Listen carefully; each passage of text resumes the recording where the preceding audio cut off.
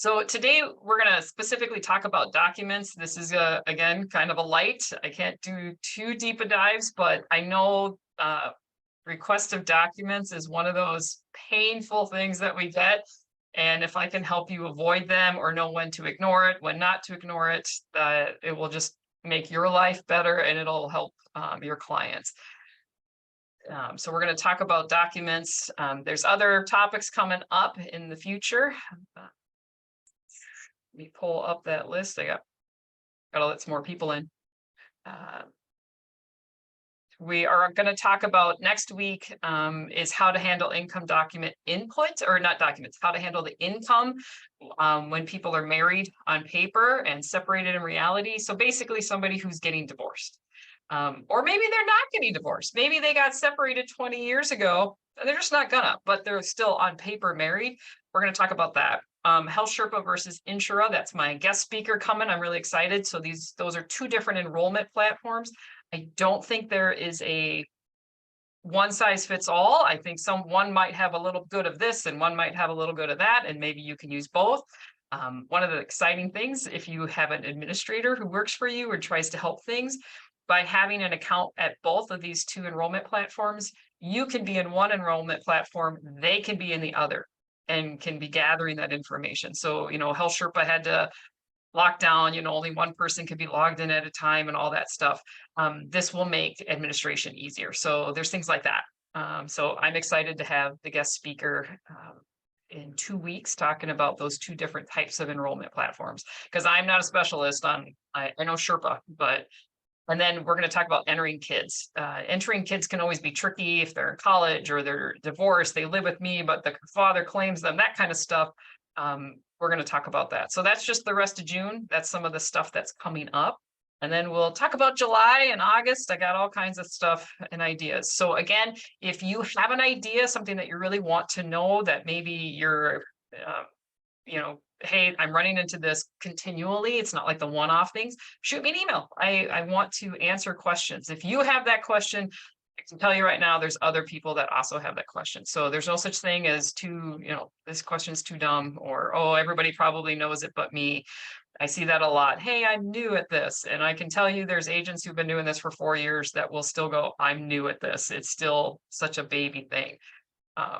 So we're going to talk about income documents. I'm going to give you what I call the magic question. This is seriously, when I discovered this in I think it started showing up in 2014. I was so excited. I started calling it the magic question.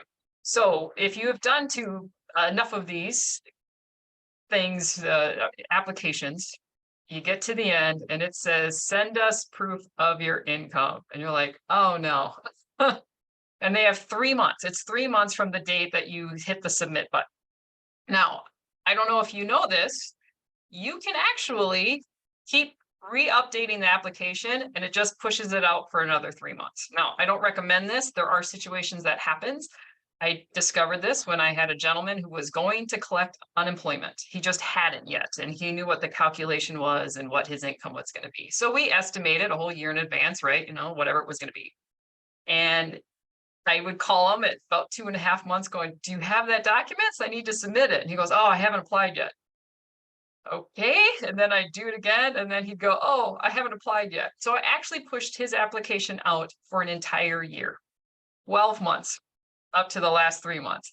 So the system, I think sometimes you guys need to remember, this is a really stupid system. We're so used to smart. I mean, our phones are so intuitive. We have systems that are kind of anticipating.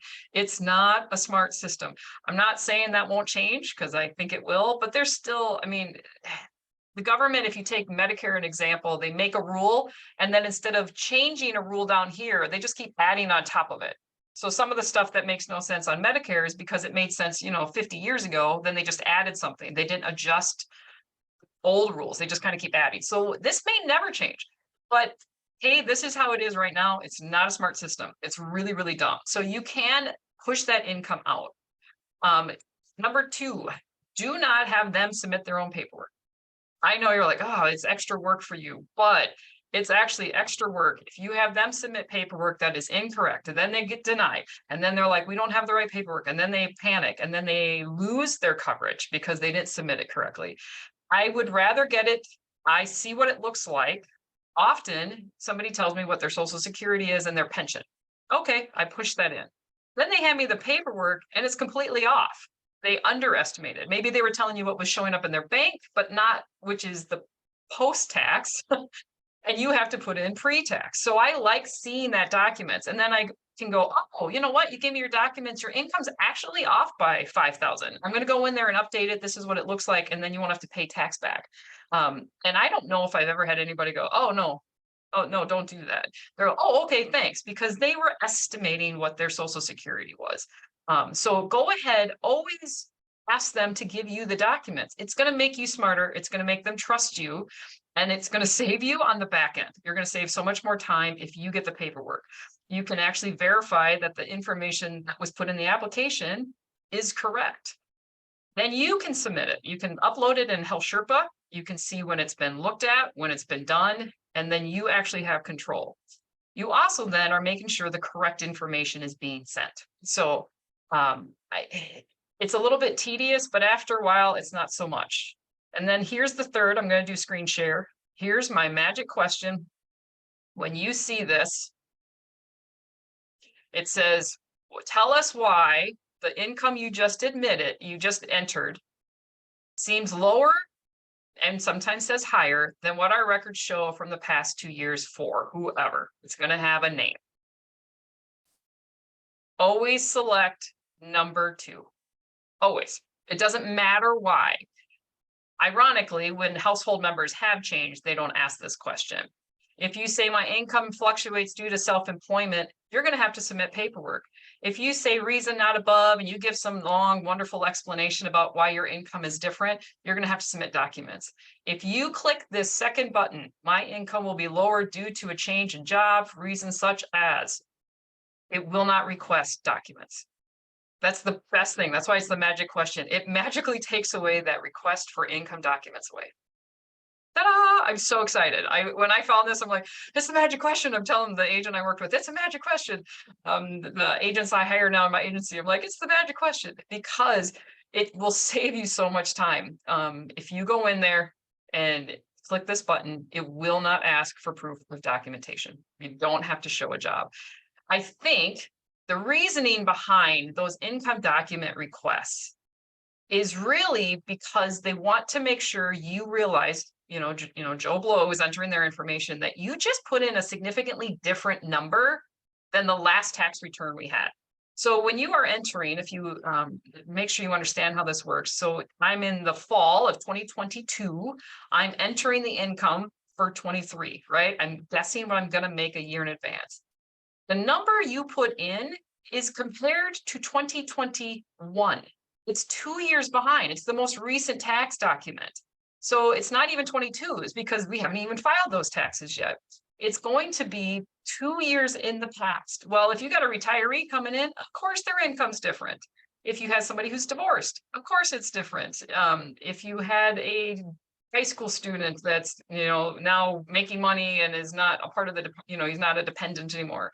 So that is the one that if you, it's just going, yeah, my income's different. You push this button and the system goes, okay, you realized you put in a different income, you're good to go. And it doesn't ask for proof of documents.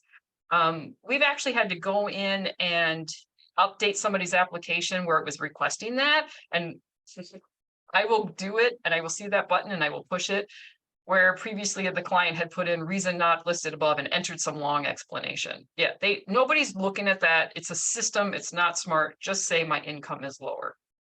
Any questions on that magic question? So you, is Brian's asking, how do you push those documents off? So you just go in there, and if this is my other trick, every time I update an application, no matter why I'm updating it, I say now this is not a new person. This is somebody already in the system. They already have insurance. When you go in to update their application for any reason, whether to push it out, whether to date their income, take somebody off because they're on Medicare, At the end of the application, it says, is this person, Joe Blow, are they losing coverage? Yes. You just say yes. Not a smart system. And then you can say they're losing it at the end of the month that you're working on. So if it's June, I would just say June 30th. That pushes everything you just did for a July 1st start.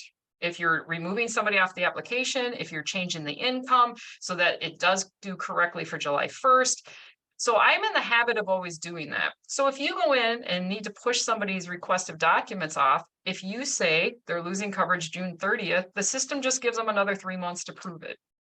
There are some people who will push in a buck or two. They'll change the income by $1 or $2. You can do that too. And it just gives you another 3 months. So it's really easy. The system isn't going to say, wait a minute, you have insurance on the marketplace and you just said it's ending. It's not smart. It's really not. Now, we've been spoiled for the last 2 years where if you say coverage is ending, it just says welcome aboard. There's no proof of income ending. It doesn't show any, they're not asking for that. It's going to come back, people, be prepared, especially after this big push of Medicaid rollback. But right now, it's not asking for that. When it does ask for that, it still doesn't, when somebody's currently in the system and you say they're losing coverage, it doesn't ask for proof of anything. It's not a smart system. And somehow when you're in the system, you can just do that. And yes, it will give you an SEP. They'll get a document that says, hey, you have an SEP, you can pick a plan.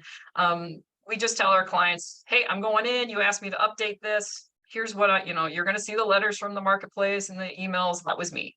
So, make sure you are documenting that by email, by phone call, recorded phone call, because we're going to start having to have proof that they've given us permission to talk to their, to go in there and do their application.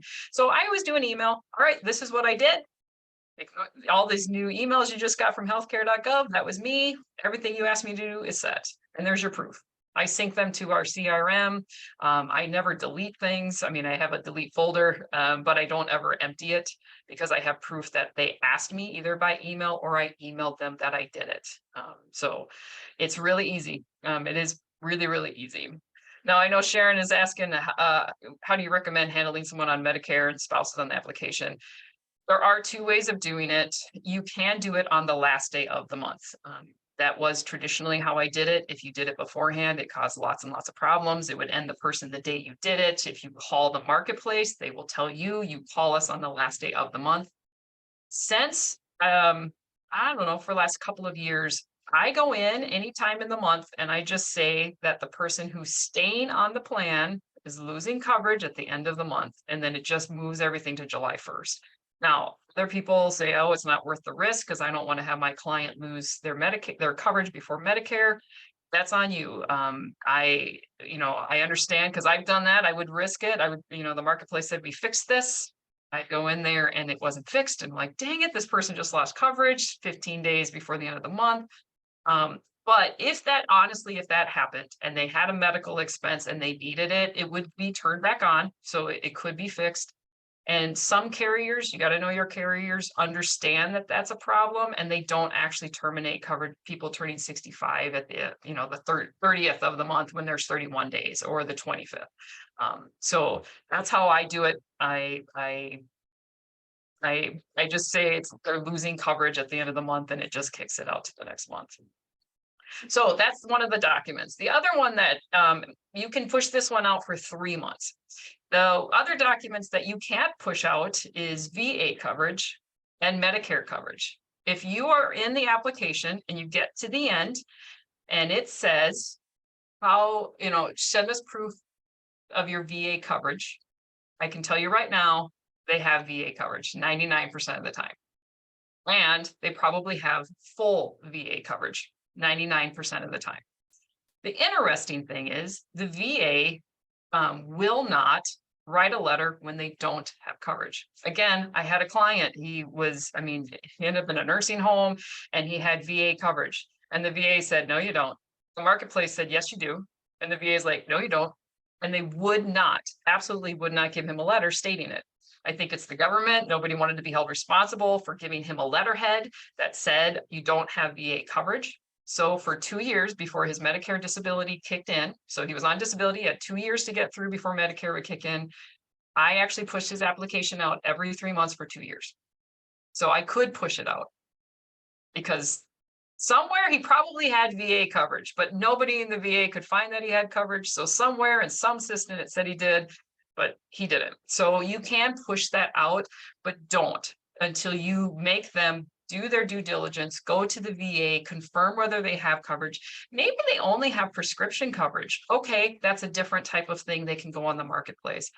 You can tell them to ask for a letter and they're probably not going to get it. So you can push it out. He did it for 2 years. There was no tax ramifications for it because I think they couldn't prove that he had it. So don't push it out unless they tell you I went there. Make them go get that information. The other thing is Medicare. If it says they're on Medicare, they have it.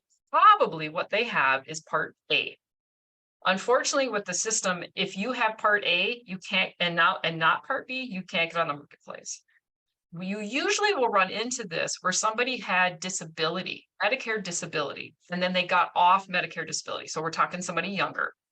Maybe they had cancer, they got on it, they got better, and now they're full-time working, and they said, hey, I don't need Medicare disability. Unbeknown to them, and most of you, and certainly me until this happened to me, Medicare doesn't turn off Part A. The person says, I no longer need Medicare, I'm not disabled anymore. They turn off Part B, but they don't turn off Part A. So now a client's sitting in your office, you run that application and they have no idea they're on Medicare, and it pops that up and says, send us proof of Medicare coverage. Guess what? They have it.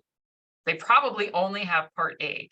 And I've had 3 people who had to fight with Medicare to get them to turn off Part A. Because they're like, I'm not disabled anymore. I don't need Medicare and I need health insurance and I don't have it through my job. I need to get this. So it can take a while. I kept pushing it out, while they were working on it. And then once I got the letter showing that it ended, then I submitted it. So you can keep pushing that one out every 3 months. You can go in there. So I set a reminder and we go, hey, we gotten anything new? Any documents? Nope, still working on it. I'm fighting with them to get it turned off.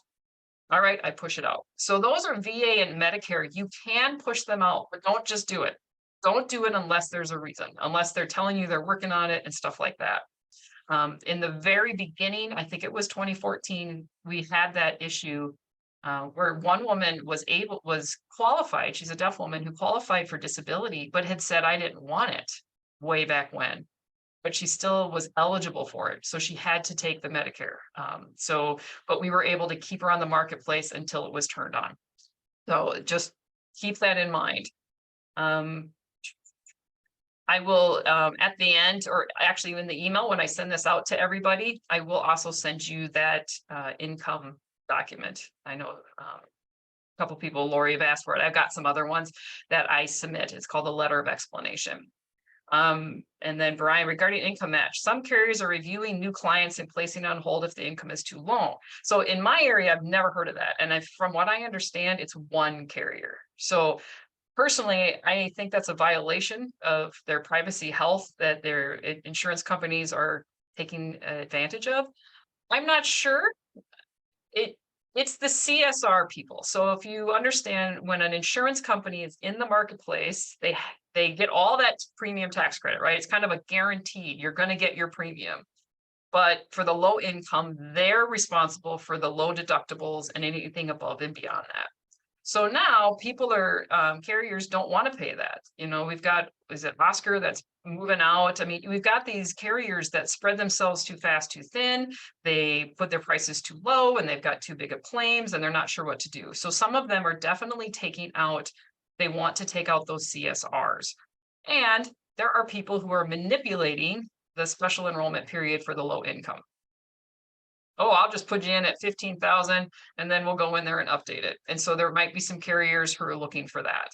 But if my carrier was doing that, if in my state, if I found out my main carrier was doing that, I would advise my clients to not comply. There's nothing in anything with the marketplace, the federal CMS that says they have to tell the insurance company this stuff. They can say, nope, I worked with my broker and it's correct. They don't need to ask for that proof. They can't look at their tax documents from 2 years ago. Nobody has access to those. So, I've heard that, and it really makes me angry because I think, you're enrolling somebody in the right plan, and then they're just going, "Oh, we don't like that. We don't like that you put them in that low cost plan. So we're gonna put them in a different plan." So, advise your clients to just say, "No, I entered the information I needed to."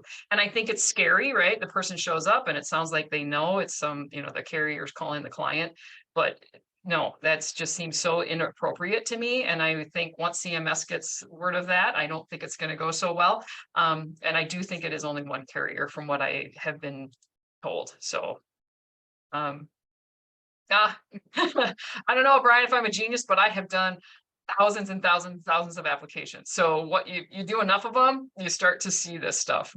Um,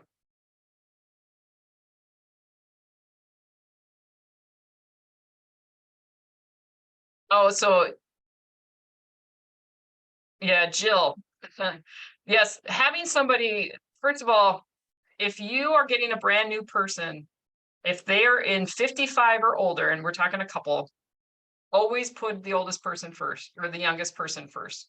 And just say, I know, Bob, you're the one who's usually listed first, but we're going to list Susie first because she's younger. And when you go on Medicare, it will make your life easier. And they go, great. I've never had somebody fight me on that.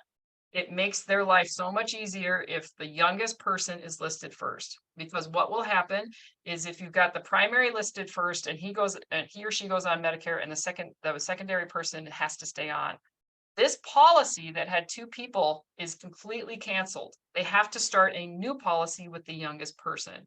Now, I will fight for my clients and I will call that carrier and make sure that any money used for the deductible max out of pocket moves to the new one. Good companies are just doing it automatically. They know this. It's not the person's fault that the medication or the application makes it a new plan, but they will get the secondary person who's getting a new plan will get a new member number and will have to make a different payment. So they let your client know, all right, I'm taking Bob off. So Susie, turn off your auto pay because it's just going to go into the void for a while. Hold off. We're going to get you a new member number. As soon as you have that, you can update it. If you need prescriptions, get it on the last week of the month so that you got it. So you're not trying to do it on the first, and give it a week or two to get caught up. So yes, some are messier than others, but it's not the client's fault that this happens. It's just the way it is. If the primary person is no longer on the insurance, the secondary person is going to get their own policy. If you already have people, and maybe you didn't know that, Bob wanted to be first and you realize that when you pay it, you're gonna have to pay attention when you do the enrollments. So for everybody for 2024, we're gonna look at them. If the oldest person is listed first, who's 64, they're going to be coming off in 2024. I will actually flip them that year. The 2024 application, I kind of manipulate and I put the primary person as the youngest and the oldest person secondary for that year so that then I can drop them off or put them in separate plans. If you know one of the two people is coming off, even if they're going to stay with the same carrier and they're going to keep the same plan that they have, put them in separate plans because that will also eliminate that, oops, now the plan for that person went away and we have to start all over. So one of two ways, either start the application, there's a way to do it and I can't get into it now. That's a little bit later. We'll talk about that during open enrollment. Put them in separate plans. Then they get one of them is going to get a new member number for January, but then when you take the Medicare person off, it doesn't disrupt everything that they're doing. So yeah, Aetna is really not fun.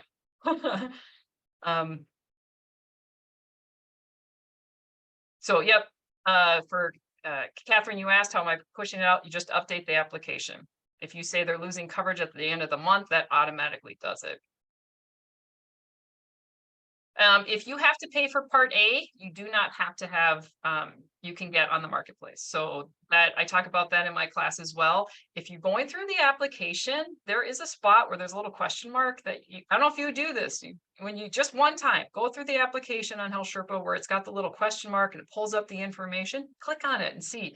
And it specifically says, if you have to pay for Medicare, you don't have to, you can go on the marketplace. Sometimes the VA, sometimes letters will work for submitting to the marketplace and sometimes it doesn't. So I do understand it's a third party. It is not the government. You cannot call the healthcare.gov and talk to anybody who looks at those documents. The documents come in and it's some third party person. So you can't call and say, where are they? Have they looked at this yet? No. There is something that happens though, when you submit a document and it is incorrect, particularly income, they will call your client.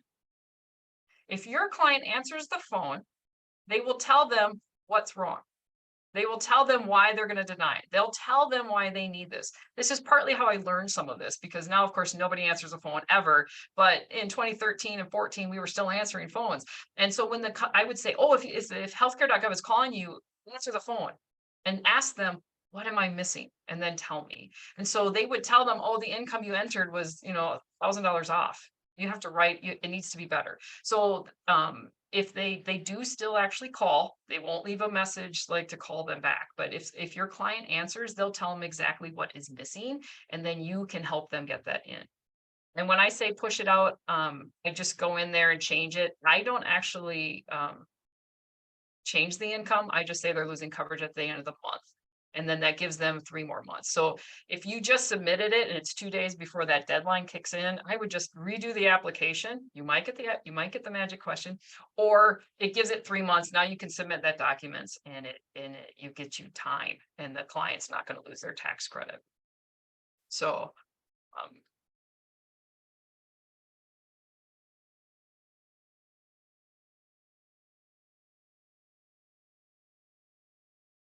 if yes, you can get, yeah, reading the question. So yes, Sharon, if you have to pay for part A, you can get the tax credit.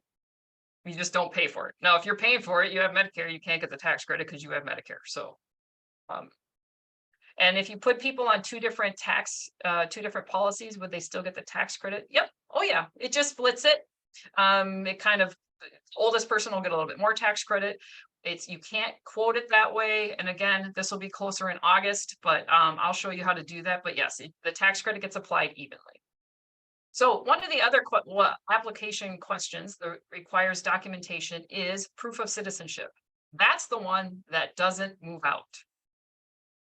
If they want to know that this person is a legit person, they're here legally, they have a social security number, all that. So if you get the request saying, please send us proof of documentation of your citizenship, you got to get it. That one you can't push out. That one, if you ignore it, they will term the coverage. It's not that the tax credit goes away. Like income ones, the tax credit just goes away. And now they're getting a bill for $1,000 instead of the $300 they were expecting. Proof of citizenship, the coverage disappears. Now, there's 3 reasons, usually the typical 3 reasons why you get that. One, it's a brand new baby. Okay, well, just hold off. Don't try and get birth certificates and documentation. The reason it's asking for that is because you didn't put in a social security number. So I just tell my clients, ooh, I got the baby in, they have coverage. They're going to send you the social security number, get that to me in the next 3 months, or they're going to drop the coverage on the baby. They always get it to me.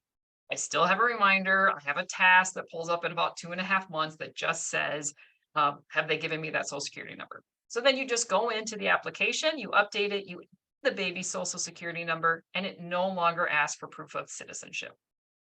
That's the other reason. If you have somebody that needs coverage and you don't put a social security number, it's always going to ask for proof of citizenship, always. And if you're married, always put the husband and wife social security, even if the person is not getting coverage. If one person's on Medicare and doesn't need the coverage, but the other spouse does, if you don't put the social security number in there on the spouse who's on Medicare, you're going to get the request for proof of documents because they can't compare. They can't actually see if what you just entered is correct. So always enter spouses' social security numbers. Children, you have to do it if they need the coverage. If they're not getting coverage, you don't have to put the children's social security numbers. But if you have to show somebody who is an immigrant, okay, just get that document. What's interesting is sometimes it will ask that for a spouse who's not getting coverage. Okay, it's a weird glitch. We had somebody, I mean, he's been on Medicare for pretty much she has been my client since 2014. And for 1 year, for some reason, he's on Medicare. It kept asking for his proof of citizenship. Now he's a social security card. He is an immigrant, but they're citizens here. We submitted all the documents and it never went away. The question of send us proof, send us proof. I don't know what happened. I think we submitted it 4 times, but nothing happened. So we just every month we'd go in there, make sure the tax credit wasn't changed, and it wasn't. So we just left it alone. And then the following year, it stopped asking for his proof of citizenship. So sometimes the system is glitchy. It just is. We don't want it to be, because again, we want a smart system that works right, but it's glitchy. So if you have submitted the documents and it's not reading them, particularly with citizenships, and particularly if it's somebody who's not getting coverage, don't stress out too much. Don't worry about it. I don't know, it just goes into the abyss, or maybe they're looking at millions of documents and that one is pushed at the bottom repeatedly because they don't need to. I don't really know. I do look at it just to make sure. I tell my client, open your premium notice in case it changes. And if it does change, call me immediately, just, to kind of double check. But don't panic. Don't be freaking out, worrying, call the marketplace, because they can't help you. Again, they don't look at those documents, some third party does. So those are usually pretty simple. And then if they've got proof of citizenship, all right, yeah, their green cards, their citizenship cards. Sometimes somebody won't tell you, they've given you a social security number, and then they'll say, send us proof of your citizenship. And you're like, oh, and they'll go, oh, sure. Yeah, I've got a green card. Not every immigrant is obvious. So those are pretty easy and simple to upload.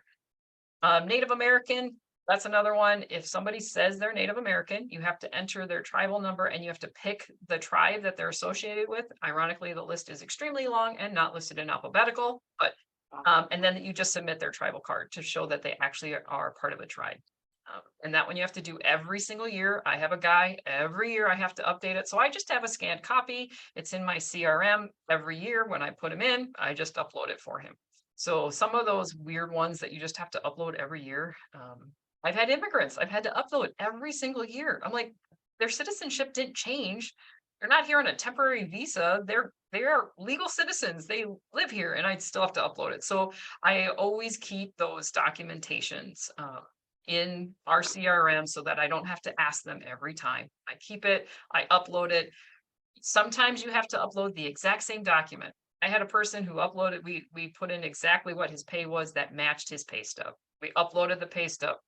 It says, send us more proof of documentation, more proof. And I'm like, more proof? What more is it? I literally just re-uploaded the exact same one and it went through. So it doesn't always make sense. If Remember the phrase KISS, keep it simple, because let me tell you, I don't know who those people are, but they're getting so much work that I think sometimes they nitty gritty. Oh, this is off by $10. I need more proof. The CRM I use is Agency Block. It's a pretty complicated one. If it's just you and you want something simple, there are lots of CRMs I've heard of. We've used RedTel in the past, which is pretty simplistic. It's only $100 and you can have lots of people on it. I liked that one. And there's Smart Office, which I also like. I know there's other people, less annoying one is out there. So definitely, if you do not have a CRM, get one. It's going to keep your stuff secure. It's not on your computer. It's somebody else's problem to keep it secure. And that's what they do. If you're still in the Excel spreadsheet, get yourself a CRM. And like I said, RedTel's only $100 a month, and it's perfectly acceptable CRM. All right, I'm going to show you a couple little things before we head off. I know we're already past. I just wanted to show you this I found on cms.gov. It's a resource for agents and brokers in the health insurance marketplace. If you scroll down to the bottom, it's got some Medicaid unwinding. They have webinars that you can see, timelines. So they do have some stuff. I was actually like, oh, I didn't realize this was here.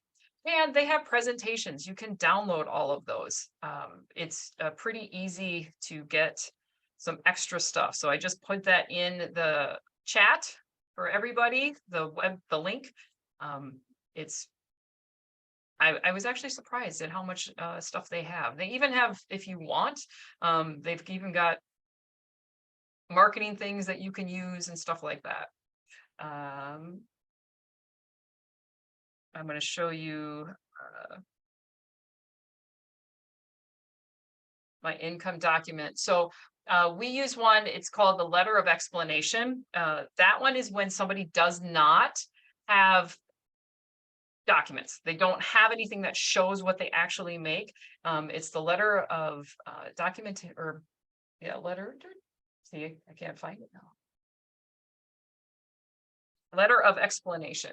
So you're explaining to the marketplace and whoever's looking at those things why you don't have documents. Well, if somebody just retired, they haven't even gotten their social security yet. Of course not, right? So the letter of explanation is a very detailed way of saying, this is what it is. This is what we're making. This is how it looks like for this person.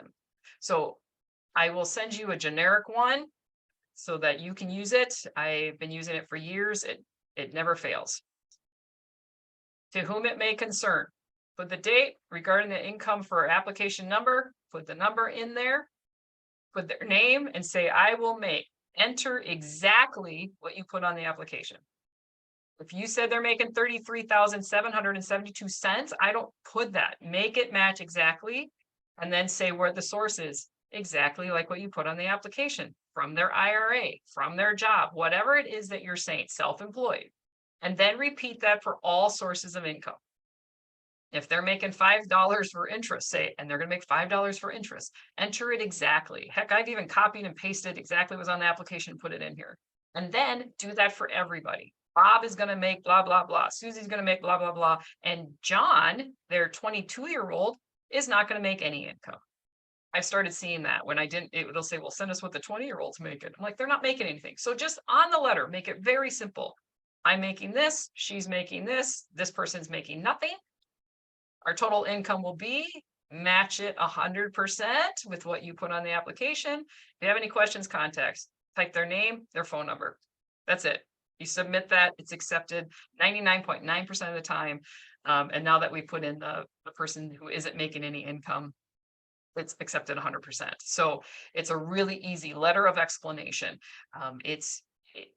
You're explaining to them, here's the income I listed. Yes, I understand this is how I listed it. That's it. And they go, all right, perfect. I will do a letter of explanation if I can only get partial. They have their retirement. Maybe they have the pay stub because they retired halfway through the year and you have that end of the year pay stub. And then I say, and for the rest of the year, this is what they're going to make. So the letter of explanation is brilliant. Tell your client you're doing it. Ask for permission to do it.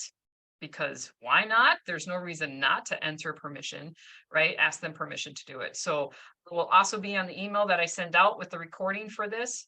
If you have on the kid, do you still put the income if they don't file a tax return? If you don't have it on the application, don't put it on there. And remember, children making less than 12,000, don't even enter the income. It will calculate it and it takes it out anyway. So if they're making less than 12,000, don't even put it on the application. So if it's not on the application, don't put it on this letter. That's it. We went over. Apologize. I will send out the recording soon. Send me back an email if you have questions. Thank you very much, guys.